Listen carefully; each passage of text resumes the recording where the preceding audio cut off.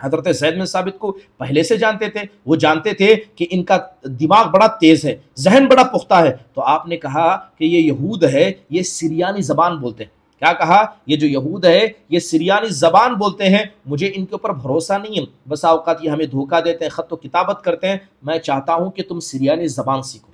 کیا کہا اللہ کے نبی نے؟ میں چاہتا ہوں کہ تم سریانی زبان سیکھو. صرف 17 دن نہیں گزرے، حضرت زید بن ثابت رضی اللہ عنہ نے مکمل سریانی زبان سیکھ لی، اور سیکھ کر اللہ کے نبی علیہ الصلوۃ والسلام کے بازو میں آ کر بیٹھتے. یہودیوں کی طرف سے کوئی خطاب آتا، وہ خطاب نہ آپ حضرت ابو بکر کو دیتے، نہ حضرت عمر کو دیتے، نہ عشر مبشرہ کو دیتے، ایک 13 سال کے بچے حضرت زید بن ثابت کے ہاتھ میں دیتے، اور حضرت زید بن ثابت اس کو ترجمہ کر کے اللہ کے نبی کو سنایا کرتے.